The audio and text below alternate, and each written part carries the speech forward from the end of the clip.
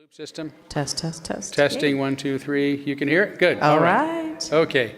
Thank you. Good morning, everybody. Let's stand and sing. Oh, good timing. I guess I didn't need to test it anyway. There's a river flowing in my soul.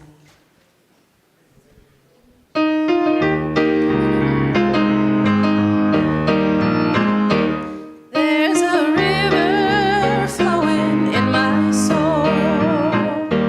There's a river flowing in my soul. And it's telling me that I'm somebody. There's a river flowing in my soul. There's a river flowing in my heart. There's a river flowing in my heart. And it's telling me that I'm somebody. There's a river flowing in my heart.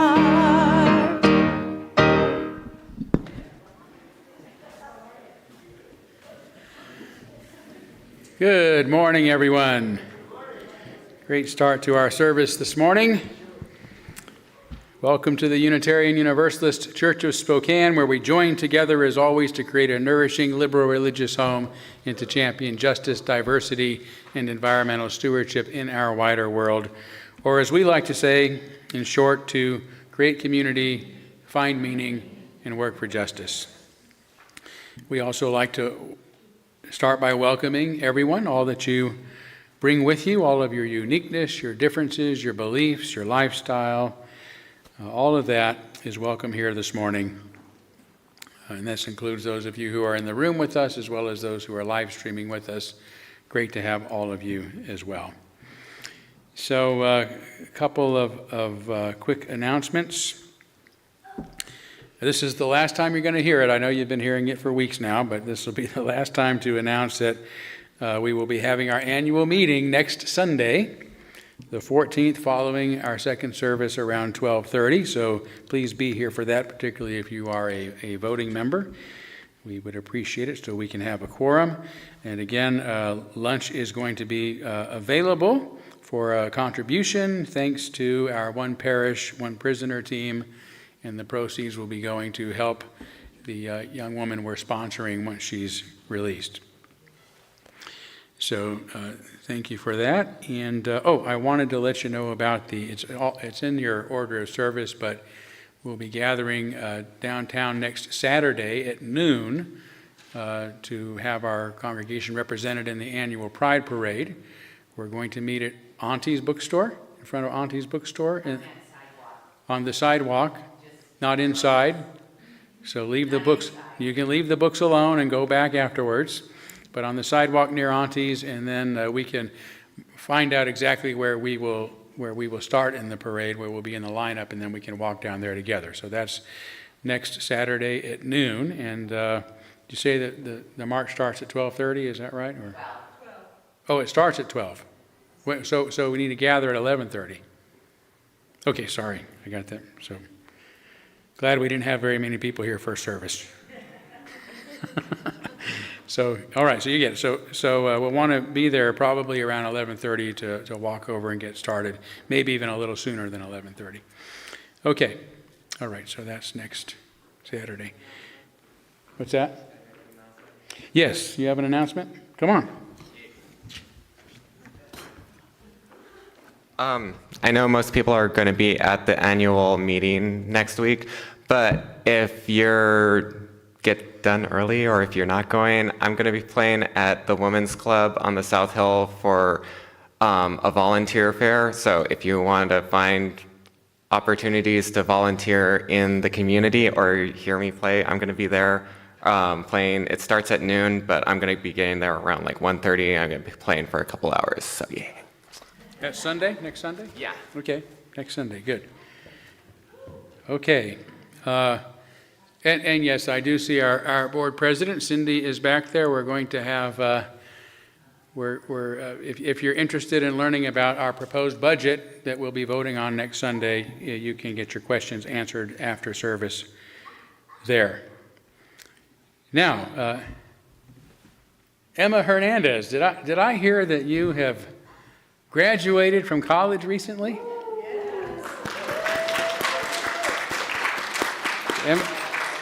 Emma, I think, has been here almost since she was about as young as your kids were, Shay. At least that's the way I remember it. And she has actually been taking care of your kids at times on Sundays, as well as others in our child care program. So thank you so much for that. Now, this is going to be the last Sunday you'll be here for a while. Is that true? And then come over here to the microphone, would you? Yeah. I don't mean to embarrass you, but No, tell us what you're doing. Well, I just got my degree in elementary education, so I'm still looking for work. That's what I'm doing right now. But I'm gonna go to Nevada for the summer to take care of my girlfriend's grandma and get some money doing that and kind of help out with her family and use that time to be in nature, and then also just look for where I'm gonna go next and what community I'm gonna be serving next and what kids I'm gonna help out. And I'm excited. It's Great. all changing. All right, hang on. It's all changing. So on behalf of the congregation, thank we are so proud of you, and we're gonna miss seeing you as much. But I know this is not goodbye by any means. So. Oh, for sure not. Yeah. Okay. Yeah. Oh, thank you so much. Thank you to all of you. Yeah. Thank you, Todd. Thank you. You're welcome. Okay. Let's take some time now to greet one another. I know everybody's settled, but you look like you're in a happy mood, so it's a good time to say hi.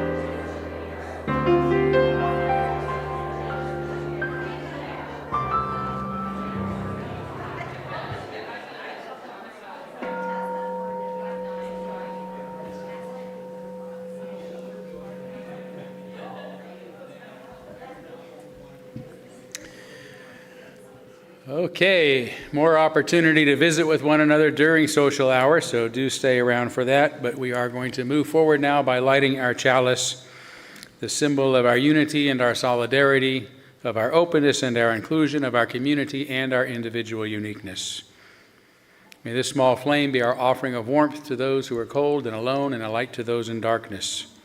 May it be a flame that ignites justice in our world and a beacon of hope to those in need. And may it reflect at least a spark of truth wherever truth has been lost, and cast a healthy shadow of doubt wherever it's been found.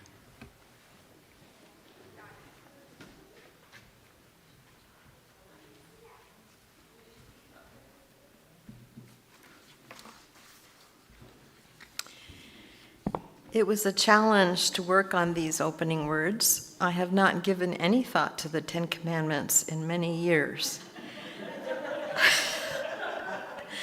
Of course, I realize Western society's concepts of law and justice stem from those stone tablets from long ago.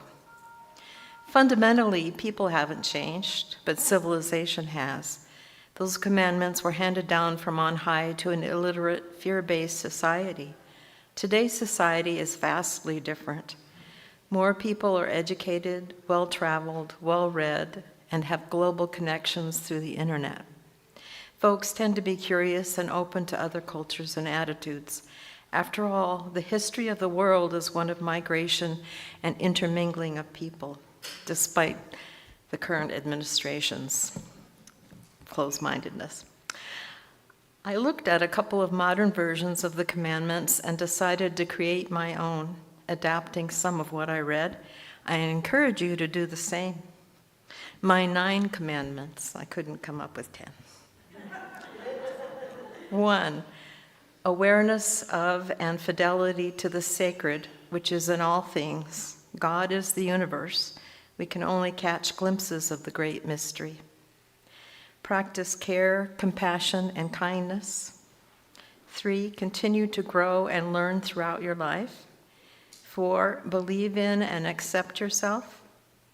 5, act justly and do what is right, even if you feel alone and scared. Find and honor your innate creativity. Protect and enjoy nature and the beauty of creation. 8, take care of your body. 9, love, love, love.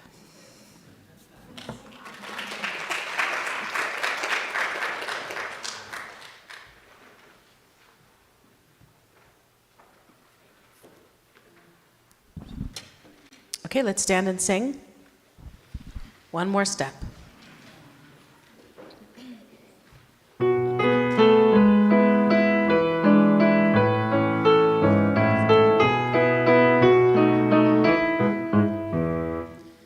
One more step.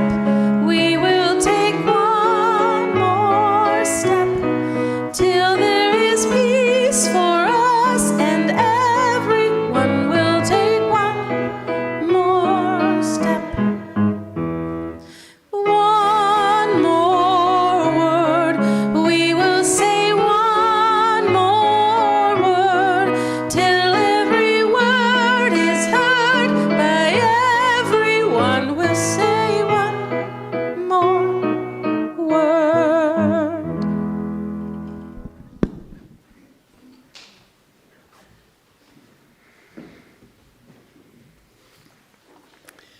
And we'll now kindle our candles of care for those who are most on our hearts and minds this morning.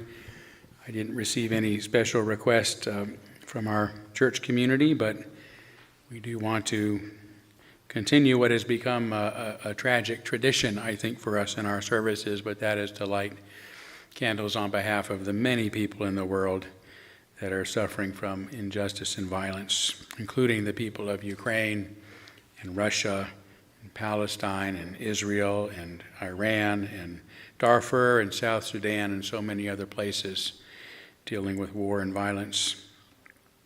And of course, a special candle for the many immigrants in our country who continue to face injustice and fear and uncertainty in our own nation. Let's take a moment of silence on behalf of others you might be thinking of, and as usual, you can name them aloud at this time if you'd like.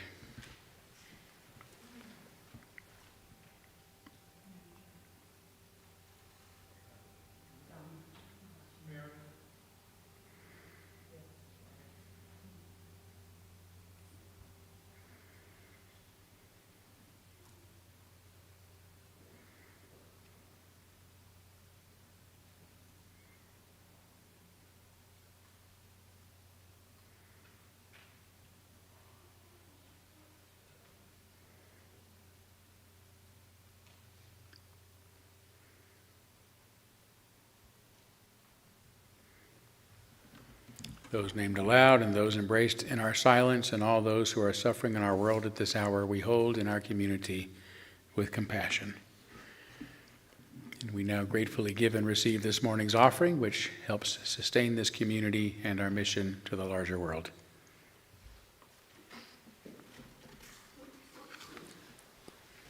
Rashay and I are going to be highlighting queer artists this month for Pride Month. And I'm going to be playing The Swan from the Carnival of Animals by Camille Saint-Saëns, who is bisexual. And it's often, composers' queerness is often erased from the history books. And I know for so many people, and myself included, I would have felt so much more comfortable to be myself doing what I love if I had known that the guy who wrote the Carnival of the Animals or the guy who wrote the Nutcracker were gay. So they're gay.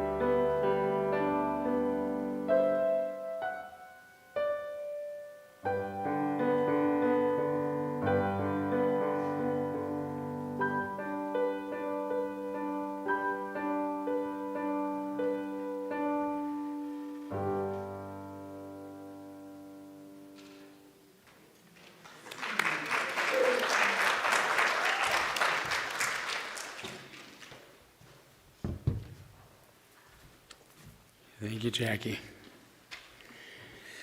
Time for our story for all ages. If anybody who wants to come up front is here, please feel free to do so.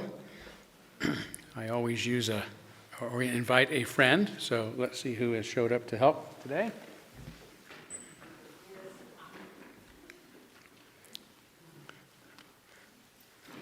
I'm not sure who it is either, so we're about to find out. Oh, my goodness, this is a surprise. If it isn't Bigfoot. Howdy, everyone. How you doing? Oh, it's good to see. You know, most people never get to see a Bigfoot at all, but we've had several sightings of Bigfoot right here in our own church building, haven't we? What? You've got a hand up? What's up? Bigfoot. I wish I could read your lips. A Bigfoot snow glow? Oh, nice. Do you have any relatives in a snow glow? Well, this is the first I've heard of it. Well, this is very, very. Well, anyway, so we see you here at church again. Yeah, well, you weren't supposed to see me here today. I was passing through last night and got stuck. Oh my goodness, I'm sorry to hear that. How did you get stuck? Well, I broke one of the first rules that Bigfoots are supposed to follow. Well, what exactly is that? Always put one foot in front of the other. 1 foot in front of the other? Well, that's a good rule of thumb. You mean a good rule of big toe? Well, good. Well, I suppose that your big toe is true in your case. But anyway, what happens if you break the rule? Do you get arrested? No. You go to jail? No. You have to pay a fine? No, nothing like that, man. We just get stuck. He's stuck. Yeah, that's why I'm still here. Us Bigfoots are so heavy that if we stand around too long, we start to sink into the ground and get stuck. Oh, okay, that makes a little bit more, I can see how that would be a problem in your case. But anyway, I've got you now, so you're unstuck. Thanks, Nan. Well, I guess I should be going. Well, don't go. Just now that you're here, it's such a rare opportunity. I've actually got a few questions I've been wondering about you. Such as? Well, since there are more than one of you, do we call you Big Feet or Bigfoots? Well, that's a good question. Since Digfoots had Dig Feet, but not all Dig Feet had Digfoots, you should call us Digfoot. Well, I don't know why that makes sense, but somehow it does. Oh, now remember, I can't dilly-dally. I really, is there anything else? Yeah, you mentioned always putting one foot in front of the other. Do Bigfoots have any other rules to live by? Well, sure we do. Rule number 1 is dream big, no matter how impossible it seems. That's a very nice dream, full of optimism. Well, we learned that from the sky. From the sky. Yes, and from the river we learn to go with the flow. Oh, very good. That's also a positive outlook. Yes, it makes me less anxious about dealing with difficulties. I'm sure, like getting stuck in a church overnight. That's right. Well, and any others? Well, from the mountains we learned to sit still and keep quiet so that we can rest and enjoy the beauty all around us. Oh, that's a very good rule. So, excuse me, Bigfoot. I don't know why my voice is going. So I'm going to try that one this afternoon, but is that it? No, we have one more rule that we learned from the forest. Always live in harmony with nature. Oh, that's good. Yeah, that's one you humans aren't so good at, and you have a lot more rules than we do. Well, that's true. Excuse me, Bigfoot. I've got a hair in my throat.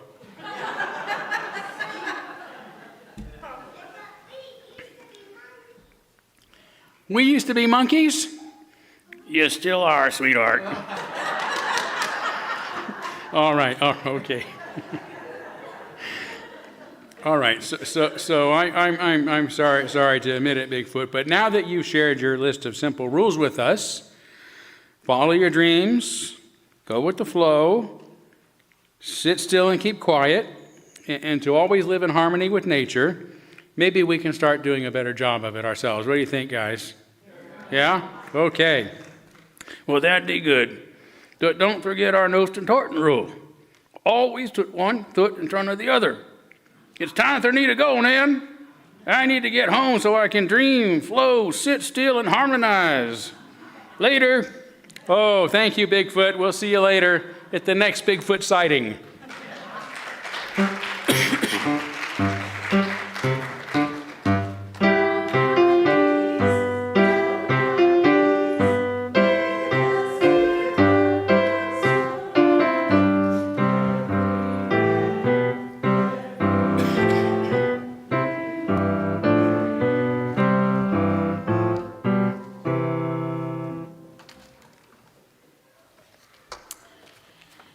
As we enter our time for meditation, I invite you to find a relaxed, receptive posture. Close your eyes if you wish, and take some deeper breaths as I lead you into the silence with this poem by 11-year-old Orion Messegnia. Heart of Wonder. When I was a baby, my heart was a tiny fish swimming in a gargantuan sea of things to come. When I was a toddler, my heart was a trout in a large lake of thoughts and feelings. Now my heart is becoming a salmon, ready to go to the sea of the troubles I will have to face. When I am old, my heart will be a whale swimming in a sea of memories. When I die, God will become a whaler.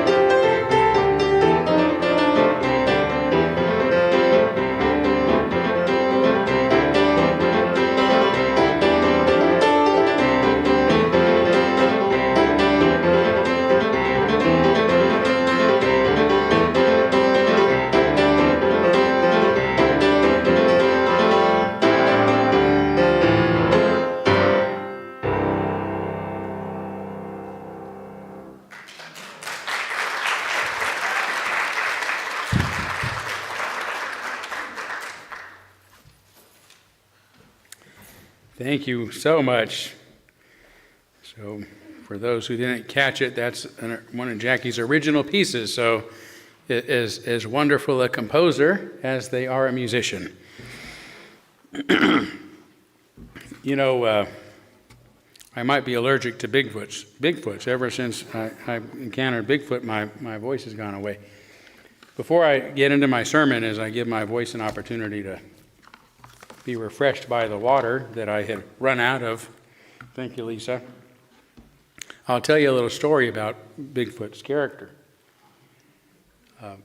Years ago, when my son graduated from high school, he and I met my nephew, my brother's boy, who was about the same age, and we were touring Northern California together, Mount Shasta and Lake Tahoe, and we stumbled upon a little town called Weed, California. Some of you are familiar with it. They have a lot of fun with that. They have T-shirts that say "I love weed" and you know, Weed Fire Department and Weed PD, and you know, a lot of fun stuff. But we went up the road a little place and found another little town called Garberville. Anyone heard of Garberville? A few Garberville? Yeah, so 2 people who heard of Garberville. Doesn't surprise me. They're a little town, but we went in there, stopped in there for some reason. And this was the true Weed, California. We were outside a little strip mall that was the city hall, including the police department, and there were protesters outside, about 8 or 9 of them, 13, something like that. And they all had signs, and they were all protesting something different. Just out, you know, protesting together for whatever cause. Global concerns in front of this little institution. And this one, you know, rather gruff fellow who has that kind of voice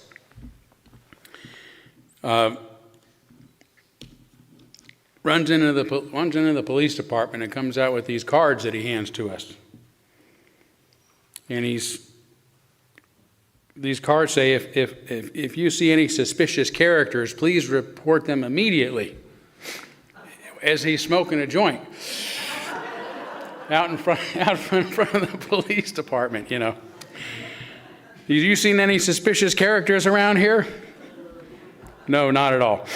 Anyway, we got a little memento from Garberville, and I have a T-shirt that has this Bigfoot leaning against a tree, feet crossed, big toes sticking up in the air, completely wasted against the tree. So I thought if I had a Bigfoot, that would be Bigfoot's personality, that guy out in front of that police department, just defying everything but his love of life, you know. So, but it does have an impact on one's voice.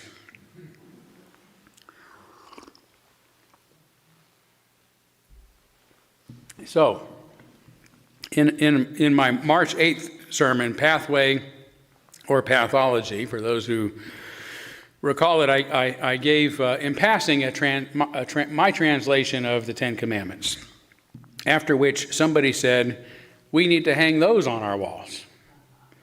So I decided that I'll discuss them at a little more length today, including why I consider them a more accurate translation than others. And so I want to begin by talking about my somewhat unusual methodology. When I was studying the Bible in college and graduate school, students were required to take courses in hermeneutics. Hermeneutics is the study of interpretation, interpreting literature. And this is where I learned that most people who think that they know the Bible don't. They don't because they've never studied the various ways of interpreting it, along with the drawbacks and the strengths of the different approaches. Nor have they faced the fact that the meaning of its writings are usually vague, uncertain, and seldom historically or literally true. Most Bible believers, as some of them refer to themselves, adhere to what biblical scholars call the canonical approach to interpretation, which is the most erroneous and unreliable approach there is, but it is also the most common.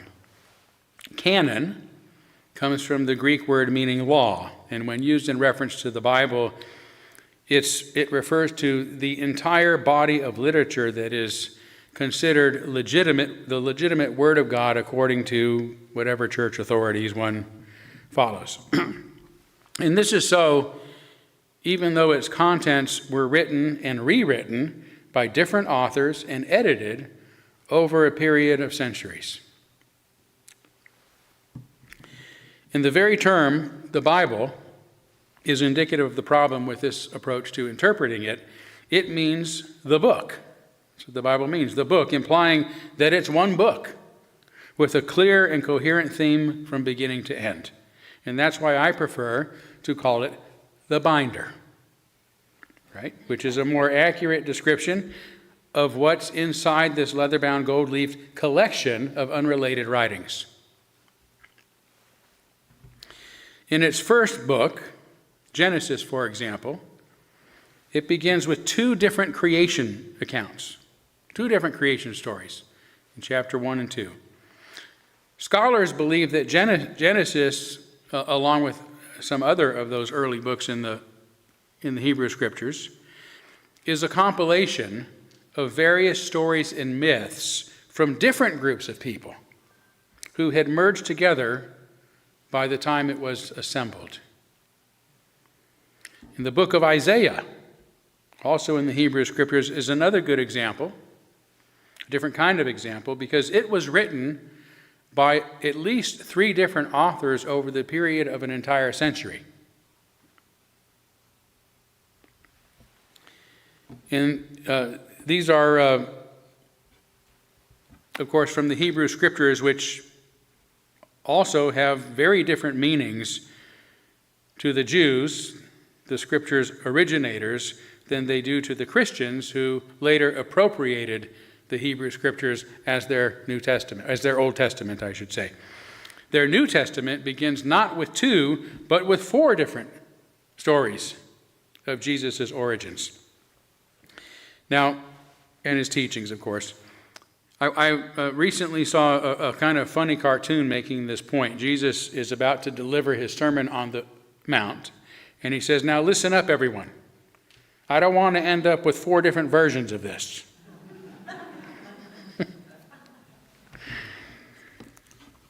Additionally, only 6 of the letters in the New Testament attributed to the Apostle Paul in this collection of writings are actually considered to have been authentically his, only 6 of 13. And in some instances, those that are considered authentic have been altered, obviously altered by outside hands over the years. So to interpret this assortment of various writings as if they are all part of one book with a comprehensive message authored by one person, God, is the worst method because it is the most misleading approach there is. Yet, as I said, it is also the most common approach, which is why I say that most people who think they know the Bible don't. Other approaches are more valuable, although each provides unique insights into the meaning of these writings that the others don't. So using a variety of these approaches, then, is really the best way to understand the writings contained within the binder. In brief, these main approaches include the historical critical method, which seeks to understand the text within its original context of authorship, audience, and circumstances. Wow. Bigfoot just can't show up very often, that's all.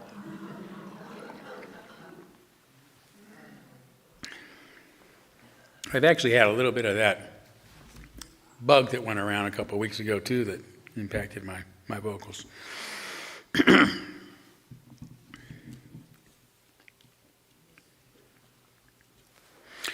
So that's the historical critical method, right? Going back in history and saying, okay, who was the author? Who was the audience? What were the circumstances happening? What would it have meant to them?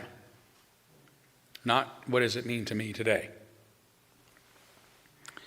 And understanding where they were at helps us grasp that. This is sort of akin to the sociological method, which seeks to understand the writings in light of the cultural norms and economic conditions and power structures of the time in which they were written. The literary method is really an interesting one, right? It considers the elements of the writing itself, like its plot, its character, its rhetorical devices. Right? Some of this ancient literature is really amazing just from a literary perspective. So take the story of Jesus' encounter with a woman at a well who gives him a drink of water, and then she runs home very excited to tell everyone about this wonderful man she's met, Samaritan woman. How many of you remember that story? Not everybody's affluent with the New Testament. That was in the Gospel of John, which was written in the 2nd century, over 100 years after Jesus' story. So it really has a lot of fabrications in it. There's very little historical truth in that one at all. But still some beautiful stories. But many will take this particular story of the woman at the well as just the reporting of a historical event, an event in Jesus' life. He met a woman, drank some water, and she went and told everybody how excited she was. But if we look at the literary approach, we really understand that this is actually a very familiar type scene found in elsewhere in the Hebrew Scriptures, frequently in the Hebrew Scriptures. So just as gunfights and barroom brawls and cowboys riding off into the sunset are type scenes in a Western, these are type scenes in these Scriptures. Okay, so for those who know the stories, you may recall that Isaac meets Rebekah at a well, who runs home to tell everyone how excited she is, and they end up getting married. Jacob meets his future wife, Rachel, at a well, who runs home and tells everybody how excited she is, and they get married. Moses meets his future wife at a well. So this tells us that the account regarding Jesus is not meant as literal history, but was a type scene. It was a type scene used to say something to the ancient reader or the ancient hearer of the written word that they would associate with.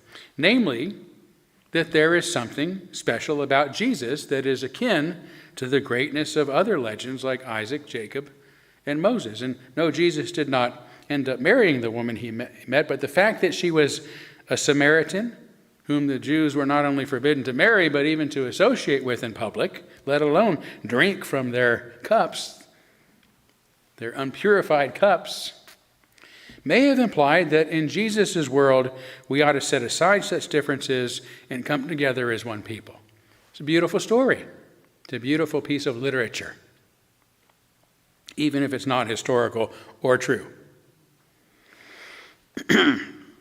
So there are other methods that I won't go into except to mention the liberation method, which treats the stories contained within the binder as if they are meant to aid in the liberation of the oppressed. And this is my usual approach, which is why my favorite book, interpreting the life of Jesus' teachings, is William Herzog's book, Parables as Subversive Speech, Pedagogy of the Oppressed. And my favorite book regarding the interpretation of the Hebrew Scriptures is Introduction to the Old Testament, A Liberation Perspective by Anthony Suresco. Herzog says, for example, one clear implication of this study is that Jesus' ministry concerned the political and economic issues of his time.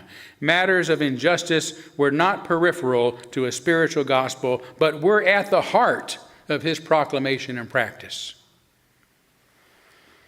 And Suresco writes, the Scriptures themselves seem to suggest then that we should read the Bible and its history from the bottom, that is, from the underside, through the eyes of the powerless and the poor, from the point of view of the oppressed. So that is one of my fundamental methods of interpreting these ancient writings. And my goal is always to convey the meaning of these writings in a way that a modern audience might actually feel their meaning similarly to how they would have been experienced by those who first heard them ages ago. And I call this the impressionistic method, a term that I've coined myself, although it borrows from these other hermeneutical methods that I've mentioned, with the exception, of course, of the worthless canonical approach. I also like to use the term impression because it implies artistry. Impressionistic interpretations require and allow playfulness and creativity. Right? What other religions do you know of that say, go play with the Bible, go get creative with it?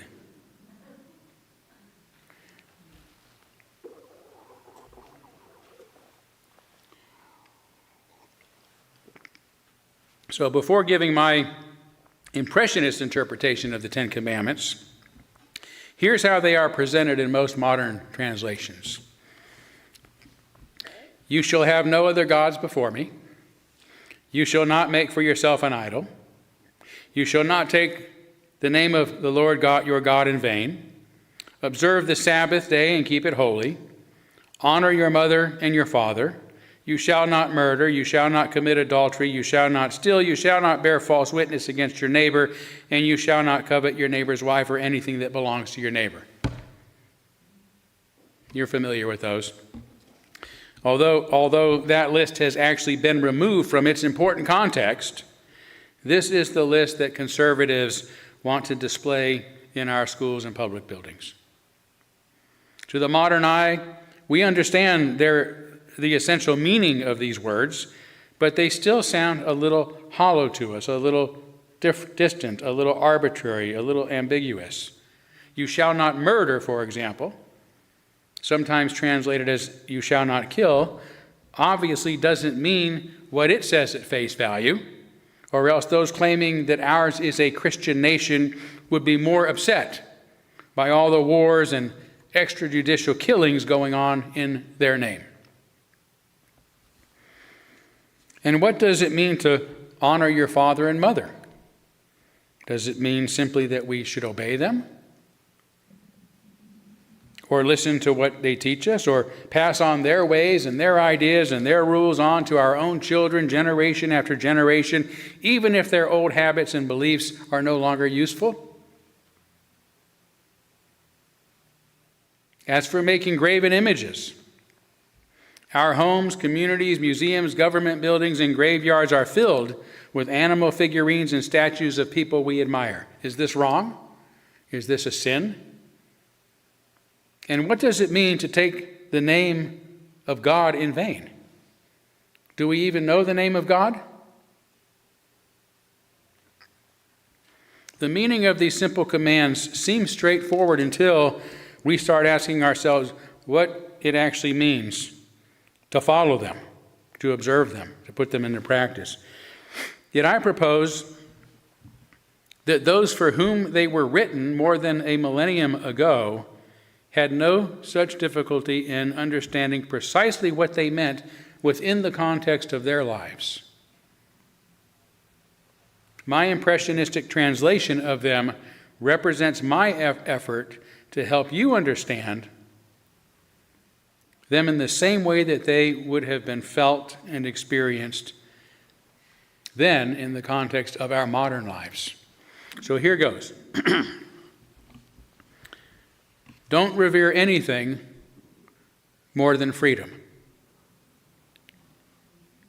Don't take your ways and ideas too seriously. Don't act like you have all the answers. Make sure workers have the rights, resources, and the time they need to live good lives. Make sure you have a social security system in place to take care of your senior citizens. Don't destroy the lives of others. Don't dominate others. Don't take what you want from others. Don't demonize and dehumanize others, and don't profit at the expense of others. These are a version of the commandments that make sense today, because we can understand precisely what they mean in modern life. But why do I think their original audience would have also taken them to mean the same? Because, as I said, I approach these writings by asking what they would have meant to those who experienced severe oppression and injustice. The first command, for example, have no other gods before me, when taken out of its historical, social, and literary context, sounds to us to be the words of a jealous, perhaps insecure, narcissistic, and authoritarian personality like those of the Trumps, Netanyahus, Ayatollahs, and Putins, among others, of the world.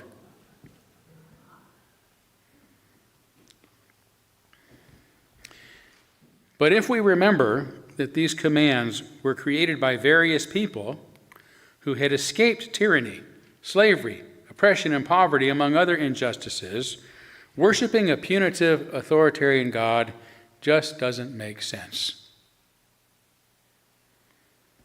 What the command actually states is this: I am the Lord your God who brought you out of Egypt, out of the land of slavery.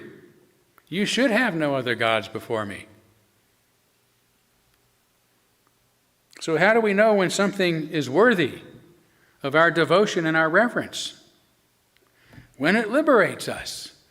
When it liberates us and others from all manner of bondage and oppression. Don't revere anything more than freedom.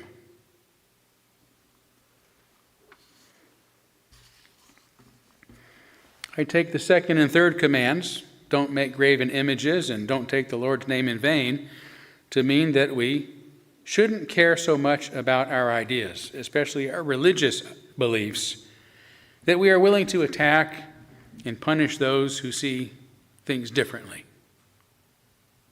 How many people have been exploited and abused because the dominant culture looked down on them because of their backward ideas, their heretical beliefs? How many have been persecuted because they were called godless, heathens, infidels, and the like? These are ways of justifying our injustices against others. So as I frame these commands, don't take your ways and ideas too seriously. And don't act like you have all the answers. The fourth command, observe the Sabbath day and keep it holy, is really the clearest example of what I'm talking about, because only a group of former slaves who never got a day off could establish the first labor law in history. This command was so liberal, in fact, that it even included animal rights, perhaps because its creators knew what it was like to be treated like animals themselves.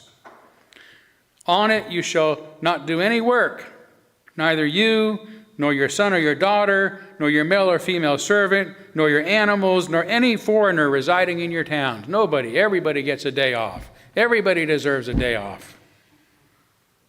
That's the labor law. Or as my command says, make sure workers have the rights, resources, and time they need to live good lives. This, incidentally, is why my first command doesn't say, don't revere anything more than your freedom. Just freedom. Because our devotion to freedom must be to the principle of freedom, to freedom for all, to freedom from oppression, inequality, and injustice, and the freedom to participate in all the benefits of society. The abbreviated fifth command, the version that they want to hang on our classroom wall, simply says, honor your father and mother. But the rest of that command reads, so that you may live long in the land the Lord your God is giving you. You see, it's systemic. The result of honoring our elders is that when we become elderly, we too are cared for. It's about putting a process in place to care for those who can no longer work. An idea that once again was established by former slaves who would have had to watch the suffering, perhaps the executions, of those who became too old or infirmed to continue working. So make sure you have a Social Security system in place to take care of your senior citizens. Since the meaning of the simple phrase, thou shalt not kill, is obviously too complex for many followers of the Hebrew Scriptures and the Bible to grasp, I've tried to make its original meaning more pointed. Don't destroy the lives of others. Whether it's by killing them, bombing their homes, their cities, their schools, their hospitals, their roads, their bridges, their fishing vessels, or by ruining their reputations on social media or in any other way. Don't kill people. Don't attack them. Don't ad hominem attack them either. Just don't. Don't destroy the lives of others. I hope that's simpler to understand. Probably not. The context of the seventh command, you shall not commit adultery, is complicated. In short, condemnation for sex crimes in ancient society was usually directed at those who had been the victims of sexual exploitation or sexual crimes. Even today, there are some societies that justify what they call honor killings of girls and women who have been raped. And this is barbaric. To point the problem to adultery, at least to what it meant in ancient times, redirects the matter to everyone involved, including those in powerful positions who actually exploit and abuse others. And that's why I translate this command more broadly as, don't dominate others, not sexually or for any other reasons.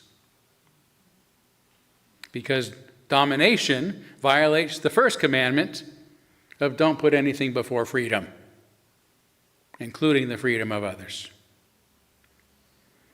It's not our place to control the wills and minds and ways of others.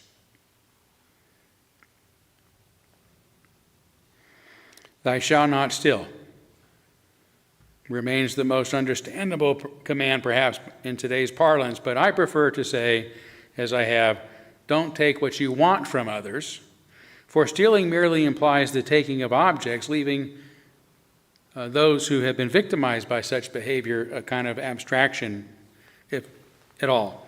But referencing others, or by referencing others, my version puts a human face on the impacts of such crimes, something I'm confident the Decalogue's framers would appreciate, again, as people who knew what it was like to be so objectified that they were treated as possessions themselves, yet had no true possessions they could call their own. And I don't know how big a problem false witness was in the time of the Decalogue, when it was drafted anyway, but it must have been bad enough to make one of the 10 Commandments. As I see it, the problem is just as bad, maybe even worse today with the advent of social media and the so-called cancel culture that it has created. Maybe I should just rephrase it to say, don't cancel anyone. But more broadly speaking, don't demonize and dehumanize others. Best gets at the original meaning in a way that we can relate to today. As one who has been condemned as a racist, homo, and transphobic ableist classist by my own religion for writing a book criticizing them for such behavior, for demonizing and dehumanizing others, I know how damaging bearing false witness can be. So don't demonize and dehumanize others. Please.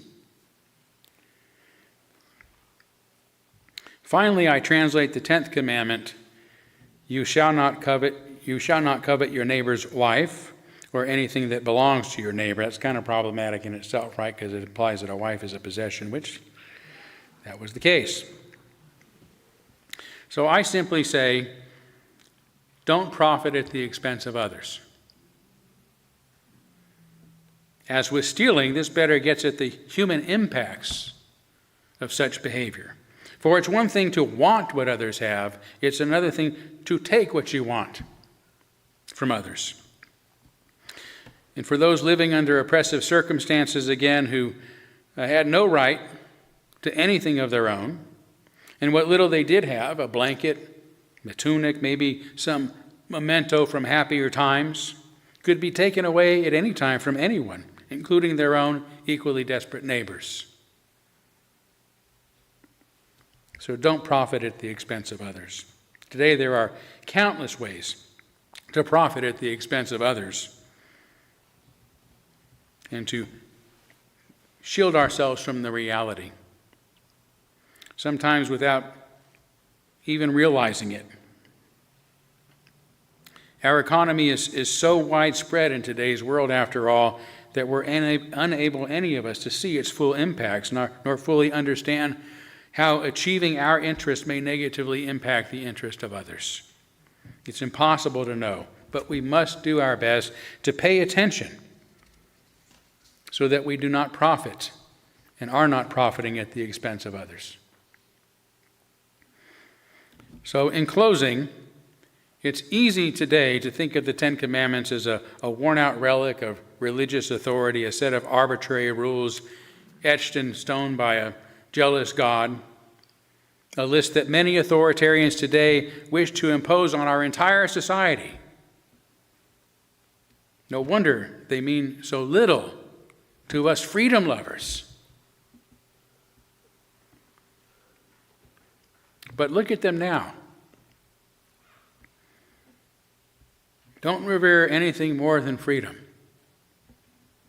Make sure workers have the rights and the time that they need to live good lives. Don't dehumanize and demonize others. Don't profit at the expense of others. These aren't the words of oppression. These are the words of people who knew oppression firsthand and refused to let it have the last word. The irony is that the loudest voices calling for these commandments to be posted on classrooms and other public buildings would be the first to oppose them if they understood what they're actually saying. Labor rights, Social Security, animal rights, the dignity of foreigners. That's the Decalogue, not to be used as religious decoration, but as a radical manifesto written by former slaves who dared to imagine the possibility of a different kind of world, a different kind of society.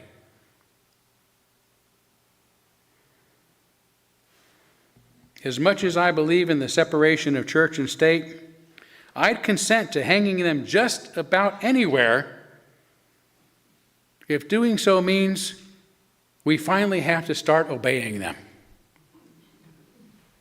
Thank you.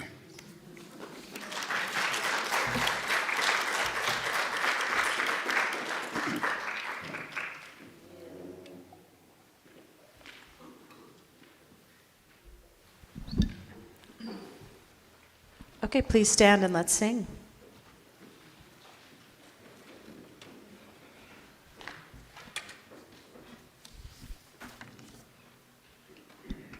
How could anyone?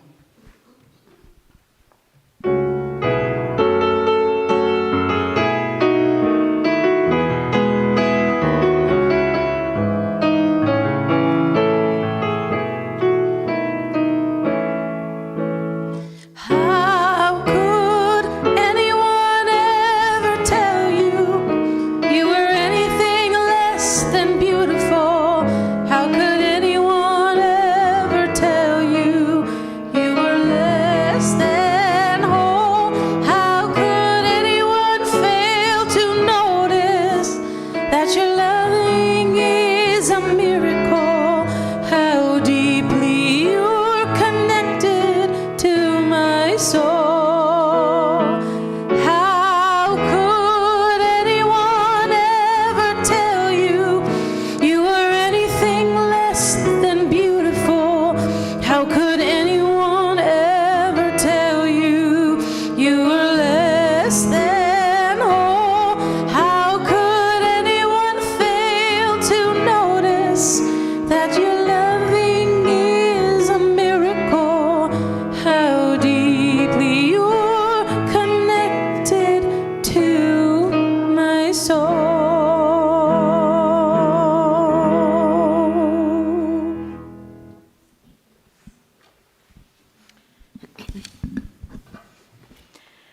Our benediction this morning is by Amy Zucker Morgenstern. As we leave this hallowed place, may our feet remember its feel, so that wherever we walk, we know ourselves to be on hallowed ground. May we know that we are kin with every soul, every star, every stone and leaf of grass. And may our words be gentle and our touch be kind. Amen. Blessed be. Salam aleikum and shalom.